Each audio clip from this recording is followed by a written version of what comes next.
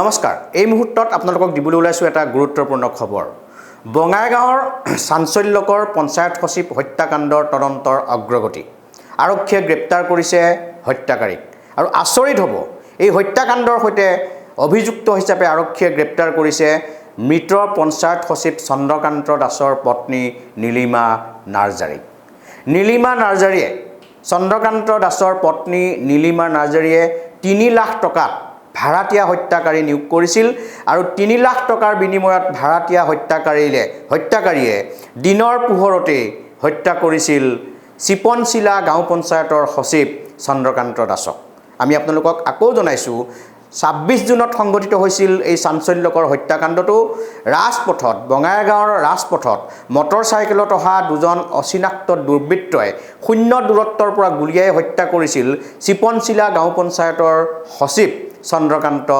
দাসক আৰু এই চন্দ্ৰকান্ত দাসৰ হত্যাকাণ্ডত অভিযুক্ত হিচাপে বঙাইগাঁও আৰক্ষী আৰু ক্ৰাইম ব্ৰাঞ্চে যৌথভাৱে অভিযান চলাই গ্ৰেপ্তাৰ কৰিছে চন্দ্ৰকান্ত দাসৰ পত্নী নীলিমা নাৰ্জাৰী সহ মুঠ 6 জনক গোটেই হত্যাকাণ্ডটোত জড়িত অভিযোগত 6 জনক গ্ৰেপ্তাৰ কৰিছে তাৰে ভিতৰত নীলিমা নাৰ্জাৰী হত্যাৰ বলি হোৱা পঞ্চায়ত সচিব চন্দ্ৰকান্ত দাসৰ পত্নী আৰু চন্দ্ৰকান্ত দাসৰ পত্নী নীলিমা নাৰ্জাৰীয়ে 3 লাখ টকাত ভাড়াতীয়া হত্যাকাৰী নিয়োগ কৰিছিল তেওঁৰ স্বামী চন্দ্ৰকান্ত দাসক হত্যা কৰিবৰ বাবে আমি খবৰ.com দৰ্শকসকলক সেই খবৰ জনাই আছো এই মুহূৰ্তত যে বঙাইগাঁৱৰ চাঞ্চল্যকৰ হত্যাকাণ্ডৰ হত্যাকাৰীক আৰক্ষীয়ে গ্ৰেপ্তাৰ কৰিছে বঙাইগাঁৱৰ পঞ্চায়ত সচিব চন্দ্ৰকান্ত দাস হত্যাকাৰীক গ্ৰেপ্তাৰ পত্নী নীলিমা কছাৰীয়ে হত্যা কৰাইছিল স্বামী চন্দ্ৰকান্তক 3 লাখ টকাত ভাড়াতীয়া হত্যাকাৰী নিয়োগ কৰিছিল নীলিমাই গুৱাহাটীৰ বৰবাৰীৰ পৰা গ্ৰেপ্তাৰ হত্যাকাৰীক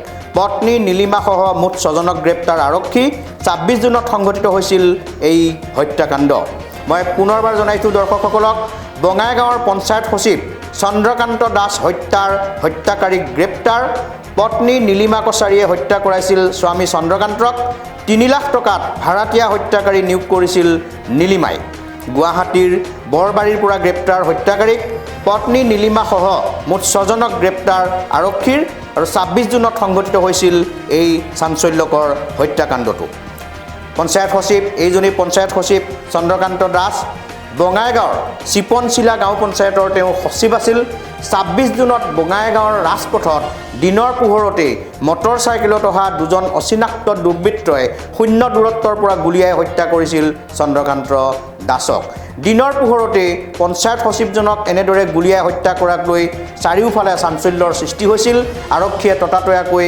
তদন্ত আৰম্ভ কৰিছিল আৰু তদন্ত অন্তত বঙাইগাঁও আৰক্ষী আৰু ক্ৰাইম ব্ৰাঞ্চে যৌথভাৱে অভিযান চলাই আজি গুৱাহাটীৰ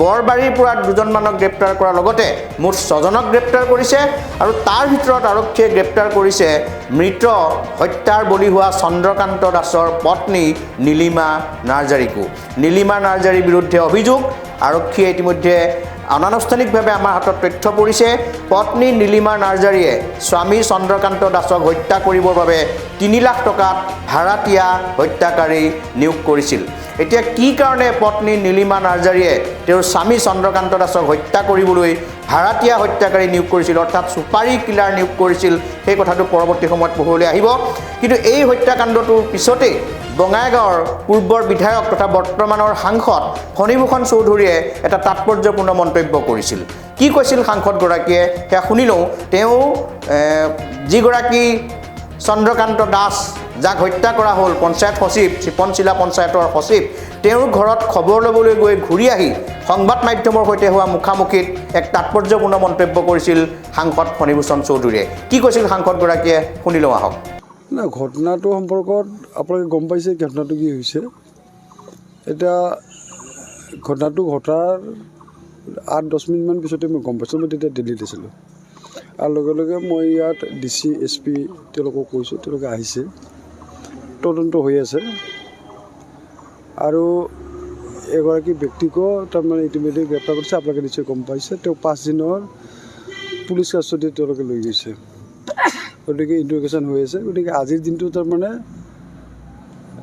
কোৱাটো অলপ কঠিন কিন্তু আমি ভাবোঁ যে ইয়াত তাৰমানে দোষী কৰায়ত্ব হ'ব আৰু আচল যিটো ঘটনা প্ৰকৃত সত্য ঘটনাটো উদ্ঘাটন হ'ব।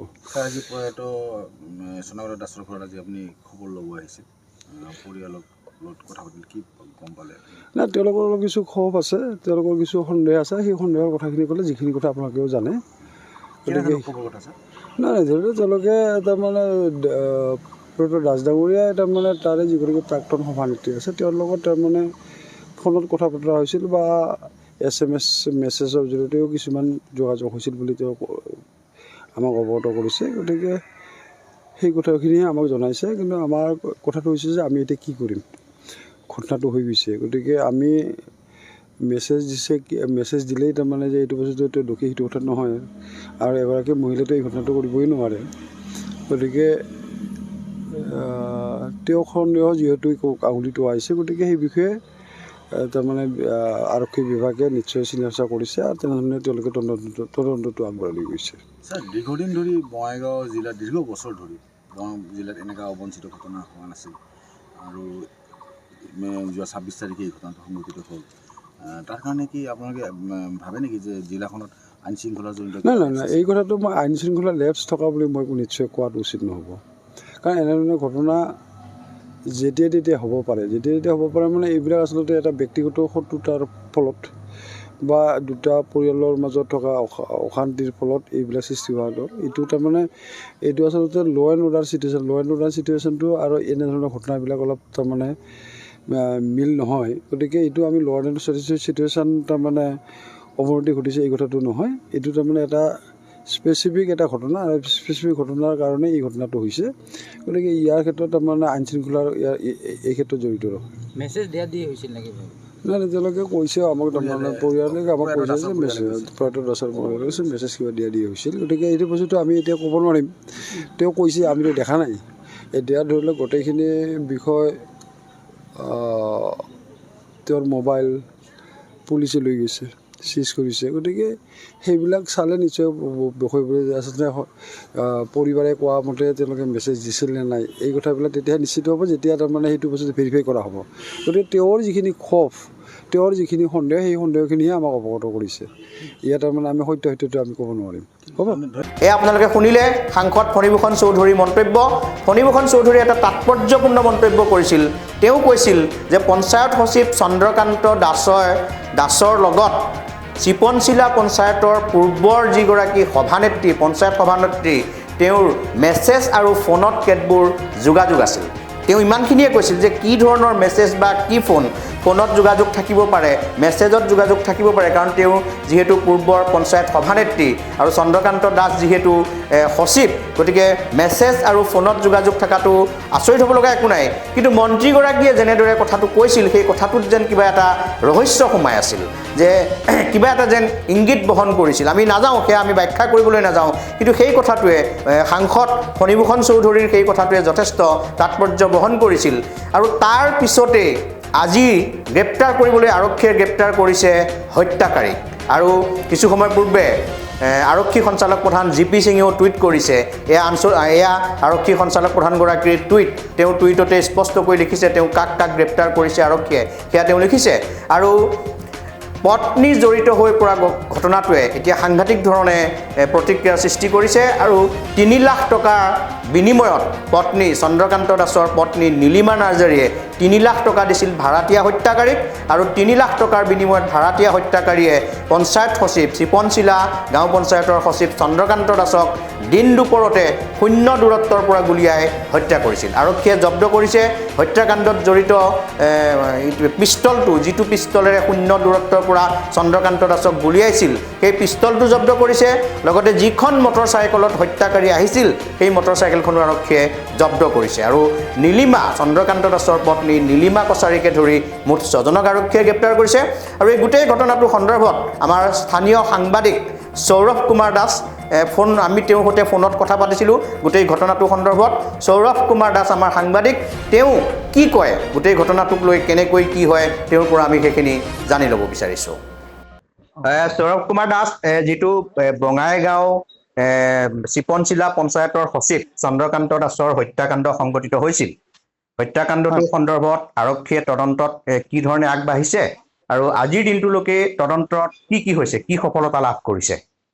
হয়, যি 26 জুন তাৰিখে বঙাইগাঁও জিলাৰ চিপনশিলা গাঁও পঞ্চায়তৰ সচিব চন্দ্ৰকান্ত দাসক হত্যা কৰা কাছিডবা নামৰ ঠাইখিনিত গুলীয়াই হত্যা কৰিছিল দুৰ্বৃত্তই। এই ঘটনাই আচলতে সমগ্ৰ বঙাইগাঁৱৰ লগতে সমগ্ৰ অসম জোকাৰি গৈছিল আৰু তাৰ পিছতে আচলতে অসম আৰক্ষী লাগি পৰিছিল, লগতে বঙাইগাঁও আৰক্ষী লাগি পৰিছিল এই ঘটনাৰ সঠিক ৰূপত তদন্ত আগবঢ়াই নিবলৈ। ইয়াৰ পিছতেই আচলতে ঘটনাৰ লগত জড়িত বিভিন্নজনক জিম্মাত লৈছিলে বা আটক কৰিছিলে। তাৰ পিছতে বহুতকে আটক কৰাৰ পিছতে আৰু গ্ৰেপ্তাৰৰ পৰ্ব আৰম্ভ হৈ যায়। এই ঘটনাৰ পিছত ঘটনাৰ লগত জড়িত ইতিমধ্যে আজিৰ দিনটোলৈকে 6জনক আটক কৰা বুলি জানিব পৰা গৈছে। এই 6জনৰ ভিতৰত জ্যোতিষ দৈমাৰী ওদালগুৰিৰ পৰা, নকুল ইছলাৰী চিৰাঙৰ পৰা, চাগ্ৰা নাৰ্জাৰী কোকৰাঝাৰৰ পৰা, মনোজ কুমাৰ বসুমতাৰী গোৱালপাৰাৰ পৰা আৰু জোনেল নাৰ্জাৰী গুৱাহাটীৰ পৰা গ্ৰেপ্তাৰ হোৱাৰ লগতে এক আচলতে চবকে আচৰিত ধৰণে এজন আটক হয়, যি গ্ৰেপ্তাৰ হয় বৰ্তমান। তেওঁ হৈছে তেখেতৰ নিজৰ পত্নী, সচিবগৰাকীৰ নিজৰ পত্নী নীলিমা কছাৰী। তেখেতে আচলতে ইতিমধ্যে জানিব পৰা গৈছে যে তেখেতে 3 লাখ টকাৰ বিনিময়ত 3 লাখ টকা দি আচলতে চুপাৰী কিলাৰৰ যোগেদি গুলীয়াই হত্যা কৰাইছিল নিজৰ স্বামীক। ইয়াৰ পিছতে আচলতে যথেষ্ট ঘটনাৰ তাৎপৰ্য বহন কৰিছে যে আচলতে কিহৰ কাৰণে কিয় এনেধৰণে হত্যা কৰিলে নিজৰ স্বামীক, সেই লৈ বৰ্তমান আচলতে এক চাঞ্চল্য সৃষ্টি হৈছে সমগ্ৰ বঙাইগাঁৱত। ইতিমধ্যে আপুনি উল্লেখ কৰিছে যে আৰু আৰক্ষী সঞ্চালক প্ৰধান GP সিঙেও ইতিমধ্যে টুইট কৰিছে যে চন্দ্ৰকান্ত দাসৰ পত্নী নীলিমা নাৰ্জাৰীকো গ্ৰেপ্তাৰ কৰিছে বুলি। আৰু ইতিমধ্যে আমি জানিব পাৰিছো যে 3 লাখ টকাত তেওঁ গোটেই ভাড়াতীয়া হত্যাকাৰী নিয়োগ কৰিছিল।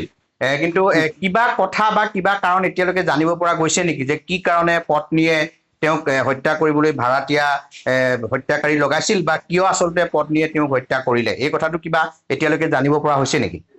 আচলতে এই ক্ষেত্ৰত আমি আচলতে যিখিনি গম পাইছো আমাৰ শেহতীয়া বিভিন্ন তথ্য অনুসৰি, যি আমাৰ নতুন MP যিজন আছে বঙাইগাঁৱৰ পৰা ফণীভূষণ চৌধুৰী, তেখেতে আচলতে তেওঁলোকৰ যি চন্দ্ৰকান্ত দাসৰ মৃত্যুৰ খবৰ ল'ব আহি কিনে তেখেতৰ ঘৰত উপস্থিত থাকি এটা কথা উল্লেখ কৰিছিলে যে চন্দ্ৰকান্ত দাসৰ আৰু চন্দ্ৰকান্ত দাসে কাম কৰা কৰ্মসূত্ৰে কাম কৰা যিখন পঞ্চায়ত আছিলে, পঞ্চায়তৰ বৰ্তমানৰ ক্ষেত্ৰত প্ৰাক্তন যিগৰাকী সভাপতি আছিল আচলতে সভানেত্ৰী গৰাকী, তেখেতৰ লগত কিছু আত্মিক সম্পৰ্ক আছিলে বুলি ইতিমধ্যে তেখেতে জনাইছে আৰু মেছেজ বা ফোনৰ বিভিন্ন ধৰণৰ সম্পৰ্ক থকা বুলি তেখেতে উল্লেখ কৰিছে।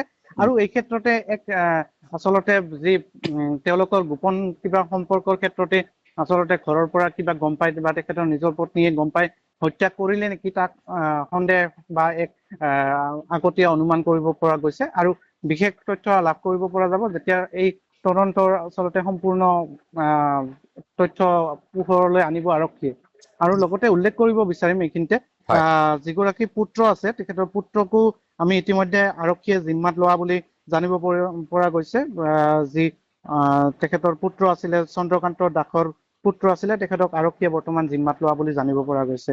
হয়, তাৰমানে হয়তো গোটেই ঘটনাখিনি এতিয়ালৈকে যেনেকুৱা লাগিছে হয়তো গোটেই কথাটো পৰকীয়া প্ৰেম বা অবৈধ সম্পৰ্ক এনেধৰণেই হয়তো হ'বগৈ পাৰে, তেনেকুৱাই সন্দেহ হয় এই মুহূৰ্তলৈ, নহয় জানো?